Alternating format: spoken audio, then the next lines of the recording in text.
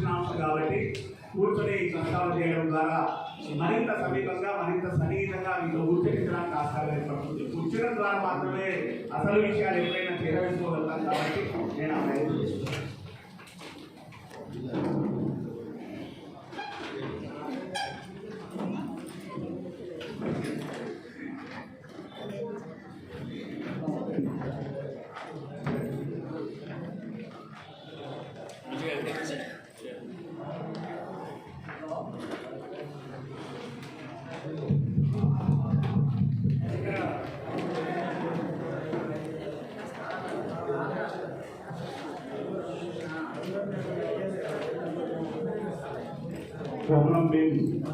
ఆసిఫాబాద్ జిల్లా భారతీయ జనతా పార్టీ బంధువులారా,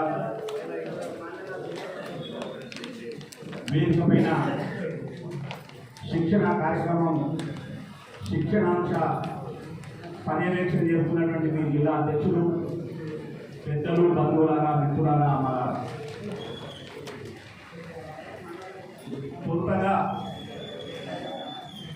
భారతీయ సమాజంలో తదనుగుణంగా తెలంగాణ రాష్ట్రంలో తదనుగుణంగా ఆసిఫాబాద్ జిల్లాలో కుమ్రంభీం ఆసిఫాబాద్ జిల్లాలో కేంద్ర ప్రభుత్వ పథకాల ఆత్మనిర్భరత్వం దాని ప్రభావం ఫలితంగా ప్రజానీకంలో కనిపిస్తున్నటువంటి జీవన ప్రమాణ స్థాయి ఉన్నది. తదనుగుణంగా మనకున్నటువంటి లక్ష్యాల సాధనలో సాధించగలిగినటువంటి విజయాల గురించి ఈ సంవత్సరంలో భారతీయ జనతా పార్టీ తెలంగాణ రాష్ట్ర శాఖ ఆదేశం ప్రకారం కొన్ని అంశాలను నేను ప్రస్తావించే ప్రయత్నం చేస్తాను. మిత్రులారా,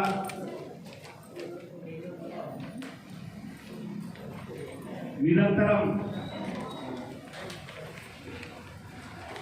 భారతదేశంలో సాగినటువంటి పరిపాలనా క్రమాన్ని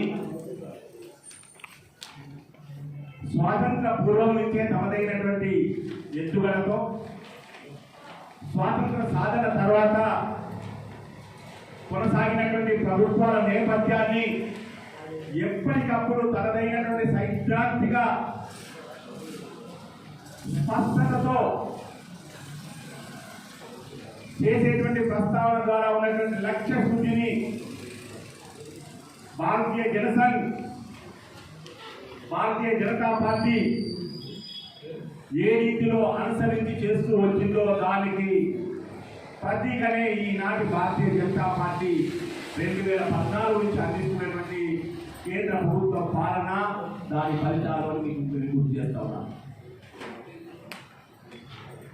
భారతదేశంలో భారతీయ జనతా పార్టీని రాజకీయ, ప్రజాహిత, సామాజిక, ఆర్థిక ప్రత్యామ్నాయ సిద్ధాంతం, దానికి మూల ఆధారం స్వదేశీ నినాదం మాత్రమే కాదు, స్వదేశీ ఆచరణ మనకున్నటువంటి పునాది. దానిని రుజువు చేసి చూపిస్తున్నటువంటి ప్రభుత్వమే 2014 నుంచి కేంద్రంలో కొనసాగుతున్నటువంటి భారతీయ జనతా పార్టీ ప్రభుత్వం. ఈ స్పష్టత మనం అందుకోవాల్సిన అవసరం ఉంది. దానికోసం అనేక ఉదాహరణలు ఉన్నాయి. కానీ మీకు అవసరమైన రీతిలో వాటిని అన్వయం చేసుకుని ఫలితంగా మన ప్రజానీకంతో కుమ్రంభీం ఆసిఫాబాద్ జిల్లాలోని మన ప్రజానీకంతో మమేకం కావడం కోసం మీ కార్యక్షేత్రంలో, మీ ప్రజాక్షేత్రంలో ప్రజల నుంచి ఏర్పడేటువంటి సందేహాలకు అనువైనటువంటి సంకేతాలను మీ వైపు నుంచి కూడా అందించగలిగినటువంటి రీతిలో మనం ఆలోచన చేసుకోవాల్సిన అవసరం ఉంది. దానికి తాజాగా నేను ఒక విషయాన్ని మీకు ఈ సంవత్సరం ప్రస్తావిస్తా ఉన్నాను. ఆధార్ కార్డు. మిత్రులారా,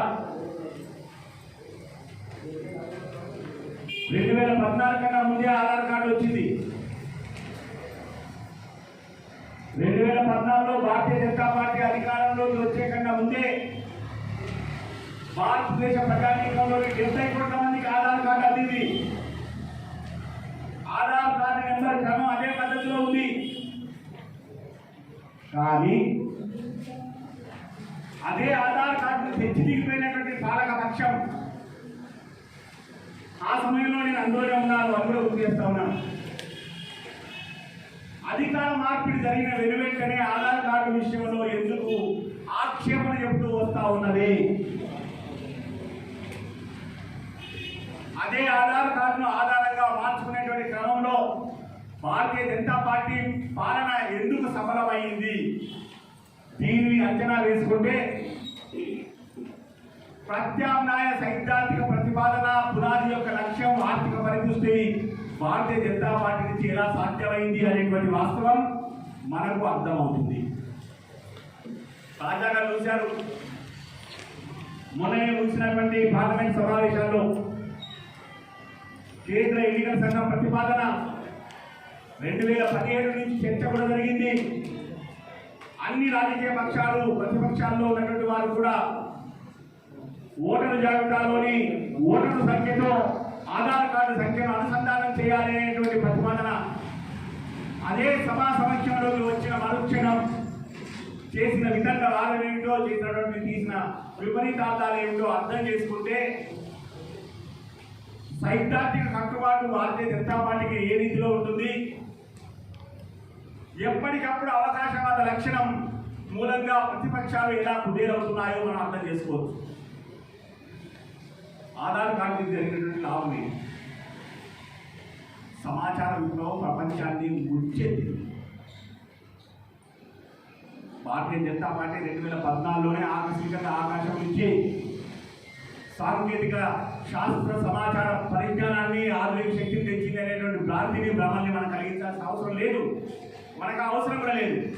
కానీ అందుబాటులోకి వచ్చినటువంటి శక్తిని సద్వినియోగం చేసుకున్నటువంటి క్రమశిక్షణ ఏంటో అర్థం చేసుకుంటే ఇది ప్రబల ప్రత్యామ్నాయ సిద్ధాంత ప్రతిపాదన ద్వారా సామాజిక జీవనంలో ఆర్థిక లక్ష్యాలను సాధించుకోవడంలో, వ్యక్తిగత జీవితాల్లో కుటుంబాల్లో జీవన ప్రమాణాన్ని పరిపుష్టం చేయడంలో భారతీయ జనతా పార్టీ యొక్క కార్యాచరణ లక్ష్య శుద్ధి ఎలా ఉందో మనకు అర్థమవుతుంది.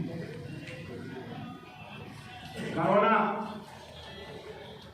2020 మార్చి నుంచి వాళ్ళని ఎంత అల్లకల్లో చేస్తుందో మీ అందరికీ గుర్తిన విషయమే, కొత్తగా చెప్పాల్సిన అవసరం లేదు.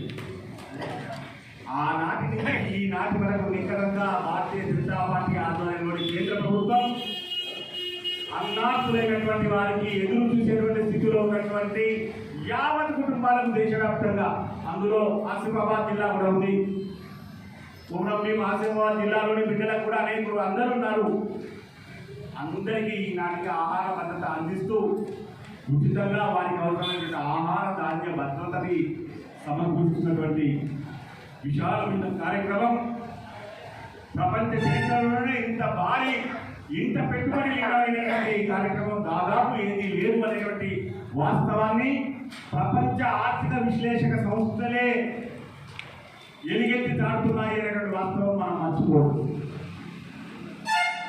ఇక బ్యాంకులో వచ్చిన పరిణామం, ఈనాడు ఇక్కడ మీరు కూర్చొని మీ చేతిలో ఉన్నటువంటి అస్త్రం శస్త్రం అది అన్ని రకాల యుద్ధ పరికరం.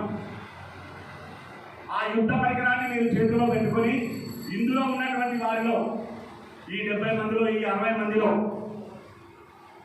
కనీసం 40 మంది ఈ అస్త్రాన్ని శస్త్రాన్ని సద్వినియోగపరుస్తూ ఇక్కడికిక్కడ మీరు నేను చెప్పేటువంటి ముచ్చట్లు వింటూనే ఏ రకమైన క్రమశిక్షణ అతిక్రమించకుండానే మీ కార్యక్రమాన్ని అలవోకగా 2, 3, 4 పుష్ బటన్ల ద్వారా మీ పనులు పూర్తి చేసేటువంటి ఆర్థిక లావాదేవీలు పూర్తి చేసేటువంటి పరిణామం ఇంత మారుమూల కుమ్రంభీం ఆసిఫాబాద్ జిల్లాకు కూడా విస్తరించింది అనే వాస్తవాన్ని, దాని నేపథ్యం, దాని కృషి, దాని పరిణామ క్రమం ఎవరికి ఉపయోగిద్దాం, ఎవరు సాధించి సమకూర్చి పెట్టారు అది ప్రజానీకానికి తెలుసు. దాన్ని మరోసారి మనం విషదపరచాల్సిన అవగాహన అవసరం ఉంది.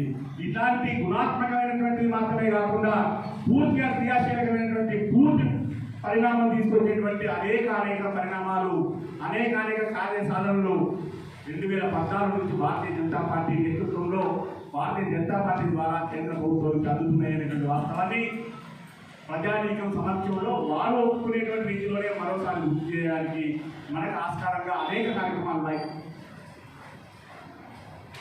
జలరాశిని సమృద్ధిగా సద్వినియోగం చేసేటువంటి క్రమంలో విద్యుత్ ఉత్పాదనలో సాధించినటువంటి విషయాలలో రాష్ట్ర ప్రభుత్వాల భూమిక కూడా ఉంటుంది. దాన్ని మనం కారణం లేదు. కానీ ఈనాడు శాస్త్ర సాంకేతిక రంగం, రక్షణ రంగాన్ని, అందులో అవసరమైనటువంటి ఉత్పత్తుల యొక్క ప్రమేయాన్ని, అందులో భారతదేశం యొక్క భూమికను ఎలా అంచనా వేసుకోవాలో ఒక్కసారి నేను మీకు గుర్తు చేస్తాను. ఎవరైనా విదేశీ వస్తువులు చూస్తే జర్మన్ టెక్నాలజీనా, కొరియన్ టెక్నాలజీనా అని వెతుకు చూసుకుంటా ఉంటారు.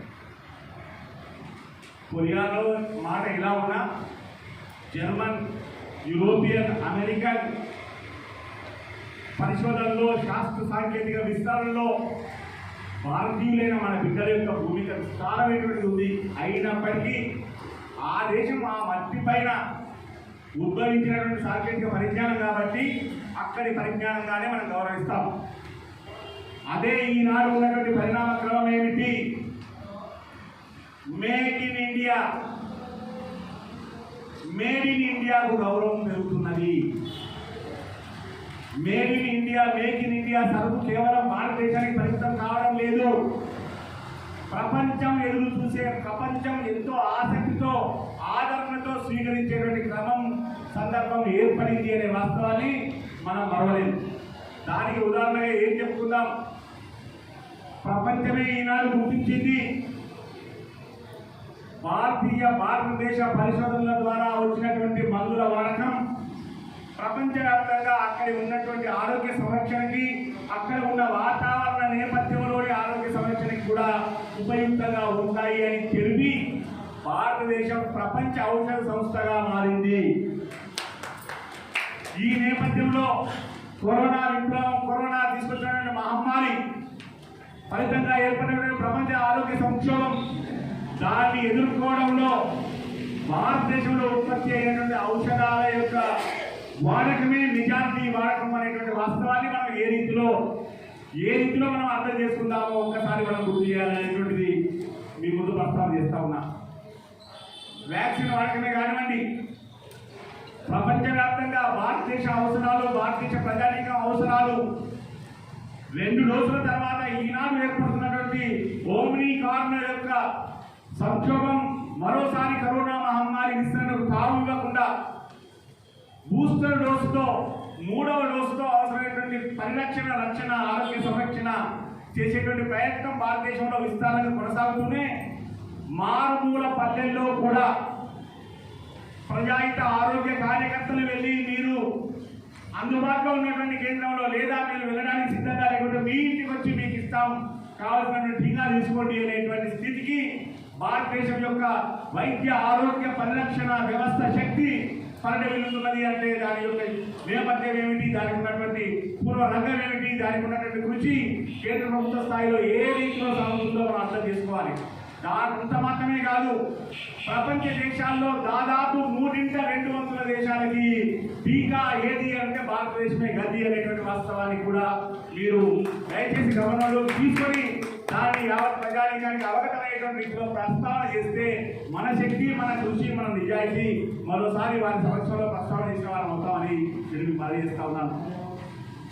ఆహార భద్రత కానివ్వండి, బ్యాంకుల ద్వారా ఆర్థిక పరిపుష్టి కోసం, ఆర్థిక సౌలభ్యం కోసం చేసే కృషి మాత్రమే కాదు, అలవాటుగా మారినటువంటి అలక్ష్య ధోరణి నుంచి ఫలితంగా అలవైనటువంటి అక్కడక్కడ కొద్దిపాటి డీలర్లలో ఉన్నటువంటి ఒక ఎత్తుగడలే కానివ్వండి, వాటన్నిటి నుంచి ఉన్నటువంటి లక్షల కోట్ల రూపాయల దుర్వినియోగం ఈనాడు కేంద్ర ప్రభుత్వం పకడ్బందీగా అమల్లోకి తీసుకొచ్చినటువంటి శాస్త్ర సాంకేతిక పరిజ్ఞాన వినియోగం మూలంగా లాభోక్తకు నికరంగా ప్రయోజనం కలిగేటువంటి రీతిలో దారిలో అది నీరుగా కాలిపోకుండా, అదేమి ఐసుముఖ కాదు, హిమపర్వతం కాదు కలిగిపోవడానికి, చేతి మాట ఉంటూనే అలాంటి దోషం జరిగేటువంటి ప్రమాదం ఉంది. కానీ అలాంటి చేతివాటం లక్షణాలని కూడా పూర్తిగా సమూలంగా నిర్మూలించడం ద్వారా విశాలమైన సమాజం మనది, బహుళ ప్రజానీకం మనది, 140 కోట్ల ప్రజానీకం ఉన్నటువంటి భారతదేశంలో ప్రజా సంక్షేమ ఫలాలను అందించగలగాలి అంటే ఎంతటి కఠోరమైనటువంటి కష్టం ఉంటుందో అలాంటి స్థితిలో ఈనాడు ప్రజల సమక్షంలోకి ప్రభుత్వ పథకాల ఆచరణ అమలు, అందులో ఏ రకమైనటువంటి నీరుగారిపోయేటువంటి ఆస్కారం లేనటువంటి పకడ్బందీ ఆచరణ, దాని ద్వారా పంపిణీ వ్యవస్థలోని పకడ్బందీ లక్షణం, వీటన్నిటి యొక్క ప్రయోజనాలు 2014 నుంచి ఎంత క్రమశిక్షణతో భారతీయ జనతా పార్టీ కేంద్రం నుంచి అందిస్తున్నదో మనం పరిగణలోకి తీసుకోవాలి. దీన్ని మనం అవగతం చేసుకోవడం మాత్రమే కాదు, ప్రజానీకానికి కూడా తెలుసు, వారి సమక్షంలో కూడా వస్తూ ఉంది, వారు కూడా అర్థం చేసుకుంటూనే ఉన్నారు. అనేక సందర్భాల్లో వారి జీవన అవసరాల్లో వచ్చినటువంటి మార్పు, వారికి ఏర్పడుతున్నటువంటి సవాల్ని అధిగమించడం కోసం ప్రభుత్వం యొక్క పరోక్ష పాత్ర ద్వారా కలుగుతున్నటువంటి ప్రయోజనం, వీటన్నిటిని వారు అర్థం చేసుకుంటూనే ఉన్నారు.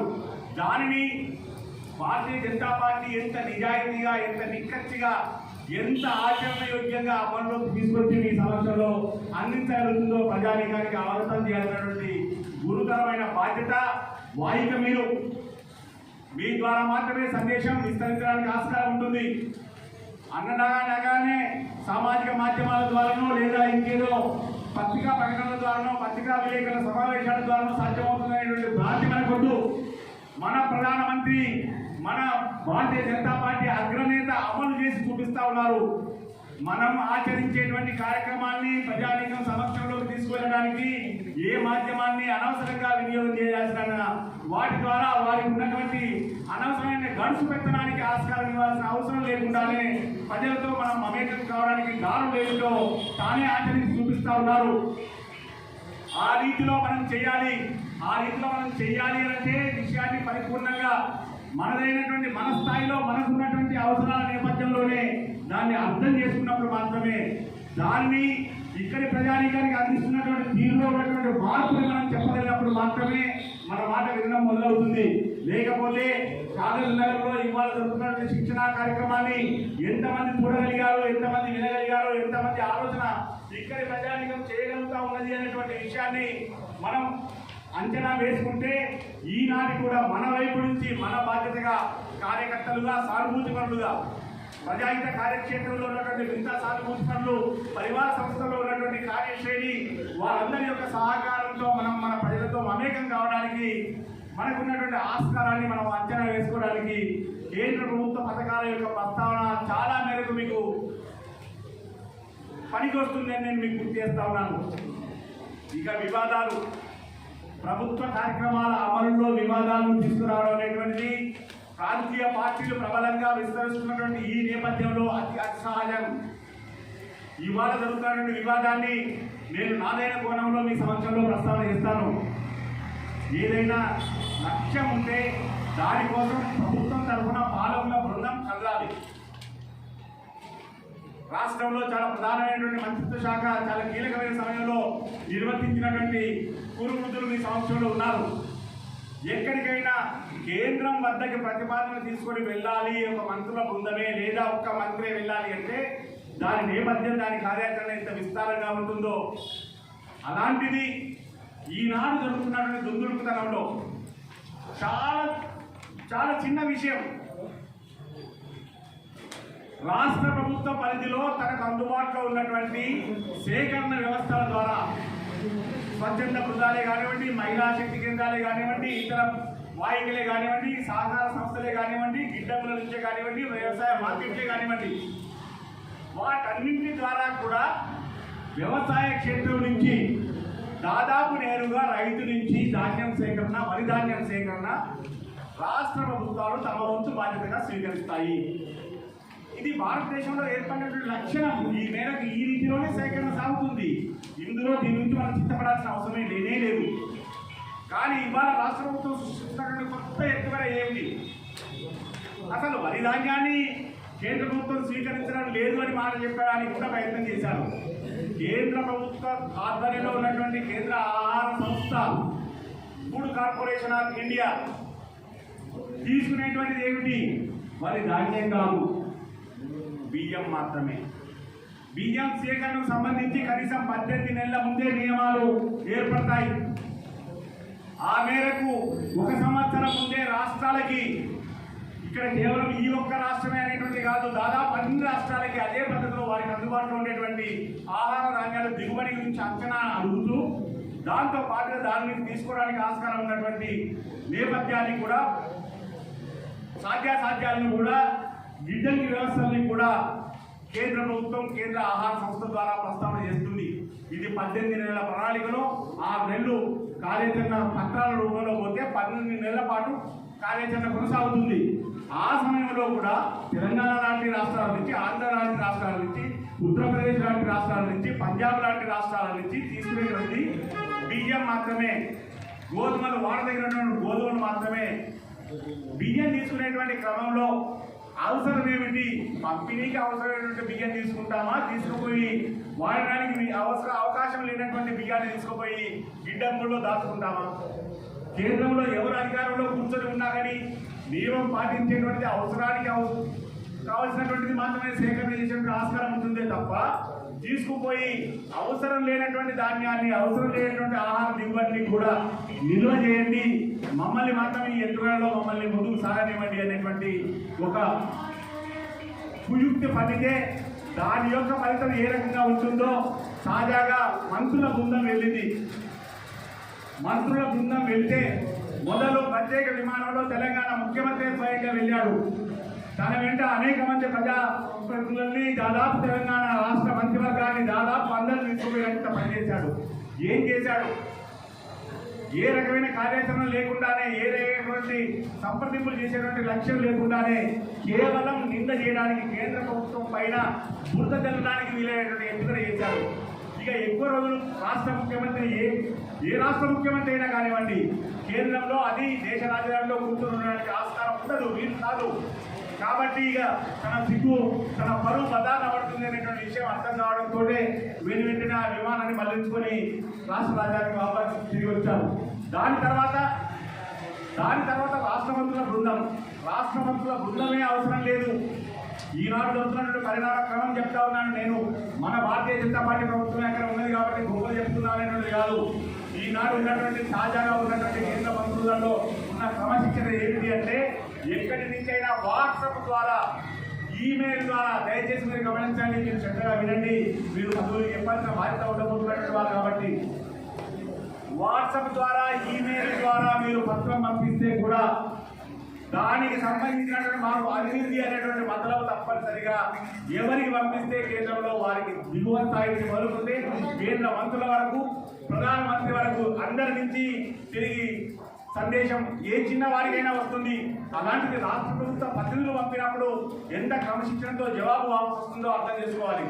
అంత మాత్రమే కాకుండా ఇక్కడి నుంచి ఇదే రాష్ట్ర రాజధానిలో కూర్చొని మీరు పంపినటువంటి సందేశం యొక్క విషయాన్ని మరోసారి ప్రస్తావన చేయడానికి గౌరవంగా మీ యొక్క బాధ్యత నిర్వర్తించేటువంటి క్రమంలో చేసే ప్రయత్నంగానే ఒక చిన్న ఫోన్ కాల్ చేస్తే ఆ ఫోన్ కాల్ కేవలం ల్యాండ్ లైన్ నుంచి ల్యాండ్ లైన్ కో, ఈ రకంగా ఫోన్ మొబైల్ నుంచి మొబైల్ కో అనేటువంటి మాత్రమే కాదు, వాట్సాప్ ద్వారా చేసిన, ఫేస్ టైం ద్వారా చేసినా, మీరు ఏ రీతిలో ఫోన్ చేసినా కానీ అందుకొని స్వీకరించి సందేశానికి బదులు ఇచ్చేటువంటి ఏర్పాటు దాదాపు ప్రతి కేంద్ర మంత్రి కార్యాలయంలో ఉన్నది. ఇది పౌరులు అనుభవిస్తున్నటువంటి వాస్తవం. అట్లని చెప్పి ప్రతి విషయానికి ఉంచుకోక కూడా చేసేటువంటి ప్రతి గంటలు సందేశాలు ఇవ్వడం కోసం ఫోన్ చేసేటువంటి ఫోన్లని కూడా మంత్రులే వింటున్నారా అంటే అది మానవ ప్రయత్నంగా సాధ్యమవుతుందా మీరు గమనించండి. కానీ కేంద్ర మంత్రుల యొక్క కార్యాలయాల్లో ఏర్పడినటువంటి ఇంత క్రమశిక్షణ యొక్క వాతావరణాన్ని సద్వినియోగపరుచుకునే ప్రయత్నాన్ని పక్కన పెట్టి కేవలం బురద జల్లడం కోసం మాత్రమే రాష్ట్ర ప్రభుత్వం ఒక ఎత్తుగడగా తీసుకుంటే దీనిని యావత్ తెలంగాణ ప్రజానీకం అర్థం చేసుకున్నది. ఇటువంటి ఎత్తుగడలు సాగుతూ ఉన్నాయి, కుయుక్తులు సాగుతూ ఉన్నాయి. ఈ కుయుక్తుల నేపథ్యంలో అప్రమత్తంగా ఉండాల్సినటువంటి, అంత మాత్రమే కాకుండా సాధికారికంగా మనం వాస్తవాలు గణాంకాల ఆధారంగా చెప్పేటువంటి స్థితిలో ఉన్నప్పుడు మాత్రమే మన మాట 10 మాటలు చెప్తే 5 మాటలైనా వినడానికి ఆసక్తి ప్రజానీకంలో, మన తోటి ప్రజానీకంలో, మనం ఎవరితో కలిసి జీవిస్తున్నామో ఆ ప్రజానీకంలో కలుగుతుంది. కాబట్టి వాస్తవాలని వాస్తవంగా అనవసరమైనటువంటి అపోహలు, దానికి కావాల్సినటువంటి రంగులు, రుచులు వాటిని మనం తోడు చేయాల్సిన అవసరం లేకుండానే వాస్తవాన్ని వాస్తవంగా వారికి నివేదిస్తే అర్థం చేసుకోవడానికి మన ప్రజానీకం సిద్ధంగా ఉన్నారు అనేటువంటి విషయాన్ని కూడా మీ సమక్షంలో తీసుకొస్తా ఉన్నాను. ఇక కేంద్ర ప్రభుత్వ పథకాల గురించి కేంద్రం తీసుకొచ్చినటువంటి విశేషమైనటువంటి మార్పు నికరమైన ఆహార భద్రత. కరోనా కాలంలోనే అర్థమైపోయింది ఎంత నికాసుగా మనం ఆహార భద్రత సమకూర్చగలుగుతామని. అంత మాత్రమే కాకుండా దేశవ్యాప్తంగా ఉన్నటువంటి అవకాశాలని ఆధారంగా చేసుకొని మీకు ఏ రీతిలోనైతే ఇప్పుడు మీ చేతిలో ఉన్నటువంటి మీ మొబైల్ ఫోనే మీ అస్త్రంగా, శస్త్రంగా, ఆర్థిక శక్తిని నిర్వహణ చేసుకునేటువంటి వాయువుగా ఏ రకంగా మారిందో అదే రీతిలో లాభోక్తులుగా ఎదురు చూపుతున్నటువంటి ప్రజానీకానికి ఏ రకమైన సమస్య లేకుండా ప్రయాణం ఎక్కడి నుంచి ఎక్కడికైనా, నివాసం ఎక్కడి నుంచి ఎక్కడికైనా ఆ మేరకు కార్డుని, రేషన్ కార్డు భారతదేశ వ్యాప్తంగా కూడా ఎప్పుడు కావాలంటే అప్పుడు ఆ ప్రాంతం నుంచి అక్కడ ఉన్నటువంటి ప్రజా పంపిణీ వ్యవస్థ ద్వారా ఆహార ధాన్యాలను కేంద్ర ప్రభుత్వం అందించినటువంటి ఆహార ధాన్యం వనరులను, ఆహార భద్రత వనరుల్ని వినియోగం చేసుకోవడం కోసం దేశవ్యాప్తంగా ఒకే ఒక్క రేషన్ కార్డు నెంబర్తో రేషన్ కార్డుని మనం వాడకంలోకి తీసుకొచ్చేటువంటి విశేషమైనటువంటి విషయాన్ని ఎవరైనా గమనించాలా. ఈ విషయాన్ని మీరు దయచేసి పరిగణలోకి తీసుకోవాలని మనం చేస్తా ఉన్నాము. అంతేకాకుండా ప్రభుత్వ పరంగా ఏదైనా ఒక చిన్న ఫిర్యాదు, ఏదైనా ఒక అవసరం కేంద్ర ప్రభుత్వ పరంగా మనం సంప్రదింపు చేయాల్సి వస్తే అంతే బాధ్యతగా మీరు ఏ కార్యాలు, మీరు ప్రధానమంత్రి పంపించినా, కేంద్ర మంత్రి పంపించినా, కేంద్ర కార్యదర్శి పంపించినా, లేదా ఏదైనా కేంద్ర సంస్థలు పంపించినా జవాబు ఎవరి నుంచి రావాలనో వారి నుంచే వస్తుంది. నేను ప్రధానమంత్రికి ఉత్తరం రాశాను, ఆయన సంతకంతో ఆయనే నాకు సందేశం తిరిగి పంపించాలి అంటే సాధ్యమైన విషయం కాదు అనేది మీకు తెలుసు, ప్రజానీకానికి కూడా తెలుసు. కానీ అంత బాధ్యతాయుతంగా ప్రతి పత్రానికి ఆయా సంబంధిత శాఖల యొక్క అధిపతుల నుంచి తిరిగి జవాబు వచ్చేటువంటి, పరిష్కారం చూపేటువంటి పూర్తి స్థాయి శాస్త్ర సాంకేతిక సమాచార సాధనాల వినియోగంతో ఎంతో వ్యవస్థీకృతంగా పరిపాలన సాగుతుందనేటువంటి వాస్తవాన్ని మనం గుర్తు చేయాల్సిన అవసరం ఉంది. దానికి ఆధారంగా విదేశాంగ విధానంలో ప్రస్తావన చేసినటువంటి అంశాలు చాలా ఉంటాయి. అందులో పాస్పోర్ట్ అంశం కూడా వస్తుంది.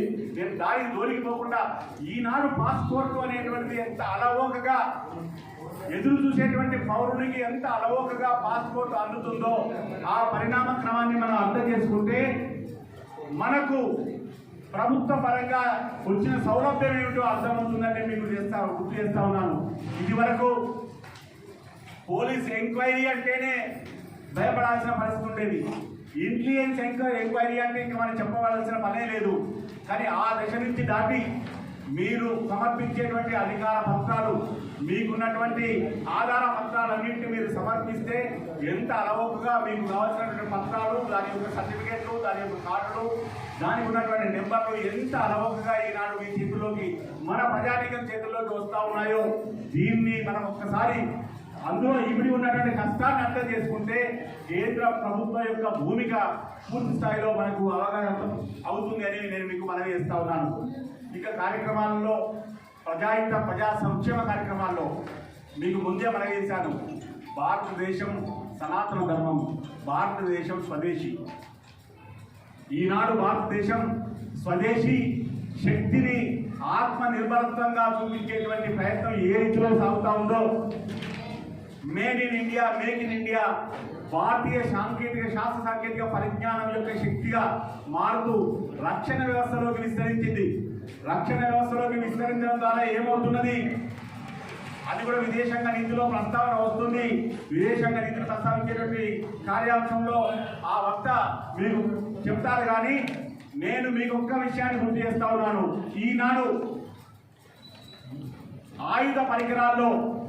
ఆయుధాలలో వాడేటువంటి అంతర్గత పరికరాలు 10 ఏళ్ల క్రితం వరకు ప్రతి చిన్న పరికరం కూడా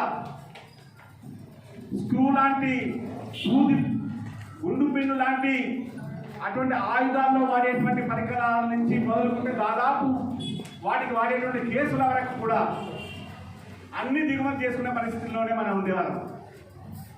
ఈనాడు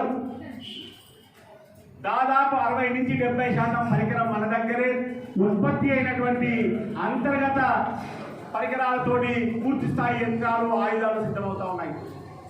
అంత మాత్రమే కాకుండా మీ చేతుల్లో ఉన్నటువంటి ఫోన్లు ఈనాటికి భారతీయ టెక్నాలజీ అని నేను చెప్పను, చాలా మటుకు వస్తూ ఉన్నాయి.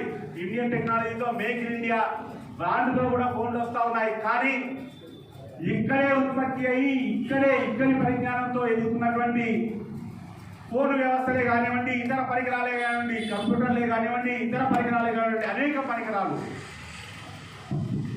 అనేక పరికరాలు కూడా మనకు భారతదేశంలో ఉత్పత్తి అయినటువంటి యంత్ర సామాగ్రి ద్వారా మాత్రమే, మన పారిశ్రామిక కృషి ద్వారా మాత్రమే, మనకున్నటువంటి సాంకేతిక పరిజ్ఞానం యొక్క పరిణతి ద్వారా మాత్రమే మన సంవత్సరంలోకి వస్తున్నాయనే వాస్తవాన్ని, దాని పరిణామ క్రమం కేవలం 7 ఏళ్ల వ్యవధిలో ఎంత మేరకు సాధించగలిగామో అర్థం చేసుకుంటే దీని యొక్క విజయ ఫలాలు, దీని యొక్క ఫలాలని ప్రజానీకంలోకి అందించడానికి తీసుకోవడానికి మన యొక్క భూమిక భారతీయ జనతా పార్టీ యొక్క నిబద్ధత పరిపాలనా క్రమంలో మాత్రమే కాకుండా పారిశ్రామిక ఉత్పత్తిని విస్తరించేటువంటి క్రమంలో కూడా ఎంత లోతుగా ఉందో మన తోటి ప్రజానీకానికి మనం అవగత పరచగలుగుతామని నేను మీకు గుర్తు చేస్తా ఉన్నాను. ఈ రీతిలో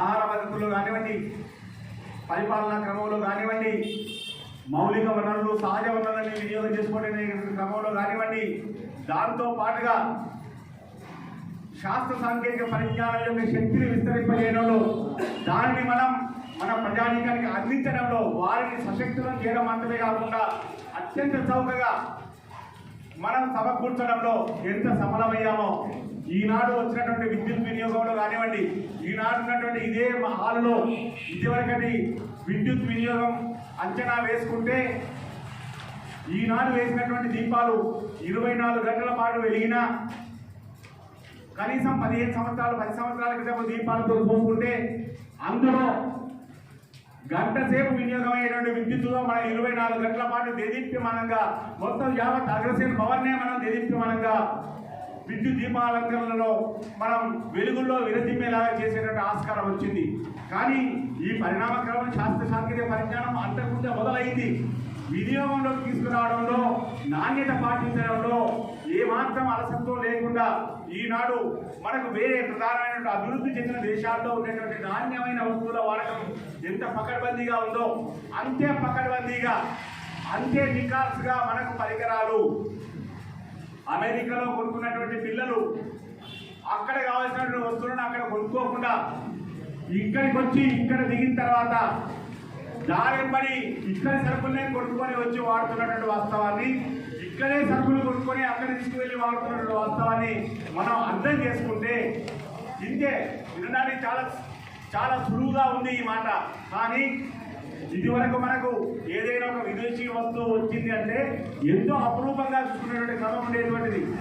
కానీ అలాంటి పిల్లలు అక్కడ నివసిస్తున్నటువంటి మన పిల్లలే తరలి వస్తున్నప్పుడు, కొంత విరామం కోసం ఇక్కడికి విశ్రాంతి కోసం వస్తున్నప్పుడు, వచ్చిన తర్వాత ఇక్కడి వస్తువులను సేకరించుకొని అక్కడ తీసుకెళ్తున్నటువంటి వాస్తవాన్ని చూసుకుంటే ఇక్కడ వచ్చిన పరిణామ క్రమం యొక్క ప్రభావం ప్రజలపైన, ప్రజల జీవన అవసరాల వాడకాలపైన ఎంత మేరకు వచ్చిందో, అందులో కేంద్ర ప్రభుత్వం యొక్క కట్టుదిట్టంగా అమలు చేస్తున్నటువంటి కార్యాచరణ ఎంత మేరకు పనికి వస్తుందో మనం అర్థం చేసుకోవచ్చు అని మీకు మనవి చేస్తూ, విస్తారమైనటువంటి కార్యక్రమ ప్రణాళిక ఉంది, అమలవుతున్నటువంటి కార్యక్రమాల గురించి అవగాహన ఉంది. అందుబాటులో మీకున్నటువంటి ఓపిక తీసుకొచ్చుకుని మీరు ఈ 3 రోజుల క్రమంలో మాత్రమే కాదు, తదనంతరం కూడా మీ చేతుల్లో శక్తిగా ఉన్నటువంటి మీ అస్త్రాలని ఒక్కసారి గూగుల్ సర్చ్ల ద్వారా కనుక మీరు వెతకడానికి ప్రయత్నం చేస్తే భారతదేశ వ్యాప్తంగా కేంద్ర ప్రభుత్వం 2014 నుంచి తీసుకొచ్చినటువంటి గుణాత్మకమైన మార్పుల వలన ప్రజా జీవితంలో, జీవన ప్రమాణాల పెంపులో వచ్చిన మార్పు ఏమిటి, దాని వలన ప్రజల యొక్క సగటు ఆర్థిక శక్తి పూర్తిగా ఖర్చు కాకుండా వారు పొదుపు చేసుకోవడానికి ఆస్కారం ఎలా ఏర్పడిందో అర్థం చేసుకుంటే, దానికి నేను ఇప్పుడు ఒక తాజా ఆధారాన్ని మీకు సమక్షంలో ప్రస్తావన చేస్తాను. కరోనా వచ్చింది, ప్రపంచంలో ఉన్న పేద దేశాలన్నీ అల్లకల్లో అయితే ఉన్నాయి, అయిపోయింది. భారతదేశం కూడా దాని పని కూడా అయిపోయింది. అది అస్తవ్యస్తం అవుతుంది, ఆర్థిక వ్యవస్థ కుప్పకూలిపోతుంది, ఏ మాత్రం కూడా చేరుకోవడానికి ఆస్కారమే లేదు అనేటువంటి చాలా మంది ప్రపంచ ఆర్థిక ఆర్థిక నిపుణులు కూడా ఈ రకమైన అపోహలు అనుమానాల్లో ఉన్నారు. 2020 ముగిసే సమయానికి దాదాపు ఈ మాట వికాసం చెప్తూనే ఉన్నారు, అయిపోతా ఉంది అని చెప్పి. కానీ 2021 మార్చి దాటే నాటికి వచ్చినటువంటి పరిణామక్రమం ఏ రీతిలో ఉందో ఒక్కసారి అర్థం చేసుకుంటే పునరుజ్జీవన శక్తి ఎట్లా మనల్ని మనం ఉత్థానం చేసుకోగలిగిన శక్తి భారతదేశంలో నిబిడీకృతమైందో, దాని యొక్క ప్రభావం ఎంత గొప్పగా ఆర్థిక స్థితిపై ప్రభావం చూపిందో మీకు అర్థమవుతుందని నేను మీకు గుర్తు చేస్తా ఉన్నాను. ఎందుకంటే సాధారణంగా జాతీయ స్థూల ఉత్పత్తి జీడిపి ఆధారంగా గణాంకాలు చేస్తూ ఉంటారు. ఆ రీతిలో చూసుకుంటే అమెరికా అస్తవ్యస్తంగా ఉంది, బ్రిటన్ అస్తవ్యస్తంగా ఉంది, యూరోపియన్ దేశాలు అస్తవ్యస్తంగా ఉన్నాయి. అంత మాత్రమే కాదు, పక్కనటువంటి ఎంతో పూర్తి అట్టహాసంగా ఉండేటువంటి మన పరాజైనటువంటి చైనా కూడా అస్తవ్యస్తంగా ఉంది. అలాంటి దిశలో ఆర్థికంగా నిలదొక్కునేటువంటి దిశలోకి తిరిగి ఉత్పత్తుల్లో కానివ్వండి, ఆర్థిక పరిస్థితుల్లో కానివ్వండి, ప్రజల యొక్క జీవన ప్రమాణాలని మళ్ళీ యథావిధిగా, ఎందుకంటే మన జేబులో 100 రూపాయలు ఉన్నప్పుడే 60 రూపాయల ఖర్చు ప్రణాళిక వేసుకుంటా ఉన్నాం. కుటుంబ నిర్వహణ పద్ధతే అలాంటిది. అసలే ఆ 100 రూపాయల జేబుల్లోకి రాకపోతే అనేటువంటి పరిస్థితి లేకుండా సమృద్ధిగా రావడం మాత్రమే కాకుండా దాని ద్వారా ఉండేటువంటి వినిమయాన్ని, ఖర్చు చేసేటువంటి శక్తిని కూడా భారతదేశంలోని ప్రజానీకానికి సమకూర్చడంలో, అందించడంలో ప్రబలమైనటువంటి ప్రభావం కేంద్ర ప్రభుత్వ పథకాల ద్వారా, కార్యక్రమాల ద్వారా సాధ్యమైంది. కాబట్టి ఇంత సంక్షోభం ఏర్పడి ఎక్కడి వారు అక్కడే ఏ రకమైనటువంటి రవాణా, ఏ రకమైన ప్రయత్నం చేసేటువంటి, ధైర్యం చేసేటువంటి పరిస్థితి కూడా లేని ఈ నేపథ్యంలో కూడా మనం ఎంతగా నిలదొక్కుకోగలిగామో దాని ఆధారంగా ఇవాళ మళ్ళీ ప్రపంచ ఆర్థిక సంస్థలు భారతదేశ ఆర్థిక ప్రగతి, భారతదేశ అభ్యున్నతి, భారతదేశ జీడిపి పరిస్థితి, భారతదేశ జీవన ప్రమాణ పరిస్థితిని ఎలా అంచనా వేస్తున్నారో అర్థం చేసుకుంటే మనం ఏ రకమైన ఫలాలను అందించగలుగుతున్నామో భారతీయ జనతా పార్టీ బిడ్డలుగా కేంద్ర ప్రభుత్వం తరఫున మనం సగౌరవంగా చెప్పుకునేటువంటి ఆస్కారం ఉందని మీకు మనవి చేస్తా ఉన్నాను. ఈ రీతిలో చెబుతూ పోతే అనేక కార్యక్రమాల యొక్క సఫలాలు, దాని సంఫలాల మూలంగా ప్రజల్లో ఏర్పడుతున్నటువంటి పరిశీలిస్తే విశ్వాసం, వారి వ్యక్తిగత జీవన స్థాయి పరిపుష్టం కావడంలో ఎటువంటి ఫలితాలు కనిపిస్తా ఉన్నాయో మీకు ఆధారంగా మీరు కొద్దిపాటి ఓపిక చేసుకొని పరిశోధన చేస్తే కొద్దిపాటి 10 నిమిషాలు మీరు చేసేటువంటి గంటలు వినేటువంటి కార్యక్రమాలతో పాటుగా 10 నిమిషాల పాటు ఏదైనా ఒక రంగాన్ని ఎంచుకొని దాంట్లో ఉన్నటువంటి ప్రగతి ఏమిటి అని చెప్పి మీరు అందులో అడిగితే తెలుగులోనే చెప్తుంది. మీరు ఓపిక చేసుకొని వినండి, చదవండి. దాని ద్వారా విస్తారమైనటువంటి అవగాహన పెంచుకొని మనం సమాయత్తం కావాలి. మనం విషయ పరిజ్ఞానంతో సమాయత్తం అయితే ఎదుటి వారి నుంచి వచ్చేటువంటి సందేహం, మన ఒక సవాలుకు పెద్ద అరుపుతో ముగింపు చేస్తే వారికి తృప్తి కలగదు. సామరస్యంగా కూర్చొని సావకాశంగా వారికి అవగాహన కలిగేటువంటి, వారికి తృప్తి కలిగేటువంటి రీతిలో మనం తిరిగి విషయాన్ని చెప్పగలిగినప్పుడు మాత్రమే వారు మన మాట వినడానికి, రేపు మనం చెప్పబోయేటువంటి మాట మనం చెప్పకముందే అర్థం చేసుకోవడానికి సంసిద్ధం కావడానికి ఆస్కారం ఏర్పడుతుంది. కాబట్టి ఇటువంటి విషయాల పరంగా మీరు మరింత అవగాహన పెంచుకుంటూ మిమ్మల్ని మీరు సమాయత్తపరుచుకుంటే క్రియాశీలక యోధులుగా ఎవరికి వారే భారతీయ జనతా పార్టీ లక్షణం భారతీయ జనజీవన స్రవంతి. భారతీయ జనజీవన స్రవంతి సనాతన ధర్మ ఆచరణ. సనాతన ధర్మ ఆచరణ స్వదేశీ విధానం. స్వదేశీ విధానం ప్రస్తుత కేంద్ర ప్రభుత్వం భారతీయ జనతా పార్టీ ద్వారా అందిస్తున్నటువంటి పరిపాలనా క్రమానికి నిలువెత్తు నిదర్శనం. ఆ విషయాన్ని మనం చెప్పగలగాలి అంటే మనలో ఆ అవగాహన పెంచుకునేటువంటి తపన, ఆసక్తి, మనకు ఆసక్తి కలిగినప్పుడు ఎవరూ ఆపలేరు. మనం ఆ విషయాన్ని తెలుసుకుందామన్నప్పుడు నేను చెప్పడానికి సిద్ధంగా లేకపోయినా మాధ్యమం అనేకం ఉంటుంది, అనేక దారుల్లో విషయం తెలుసుకోవడానికి ఆస్కారం ఉంటుంది.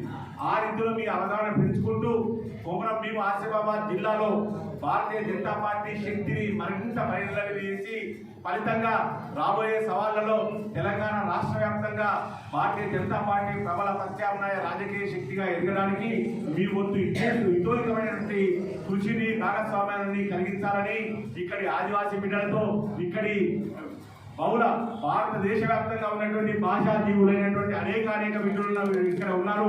బెంగాలీలు ఉన్నారు, హిందీలు ఉన్నారు, మరాఠీలు ఉన్నారు, దాంతోపాటు ఆదివాసీ మూల పురుషులు ఉన్నారు, మూలవాసులు ఉన్నారు. దాంతోపాటు చైతన్యంతో వచ్చినటువంటి వివిధ ప్రాంతాల నుంచి వచ్చి ఇదే తమ ఆవాసంగా మార్చుకొని ఇదే కొమరంభీం ఆసిఫాబాద్ జిల్లానే మా మంచి వాసనగా మార్చుకున్నటువంటి బిడ్డలు అనేక ఉన్నారు. వారందరితో వారి భిన్న అభిరుచులకు అనుగుణంగా మనం మమేకమయ్యి వసుదైవ కుటుంబక లక్షణాన్ని ఇక్కడ ఆవిష్కరించడం ద్వారా భారతీయ జనతా పార్టీ శక్తిని పునాదిని బలోపేతం చేయమని విన్నపం చేస్తూ నేను మీతో సెలవు తీసుకుంటాను. భరత మాతా వందనం, తెలంగాణ తల్లి వందనం, వందే మాతరం.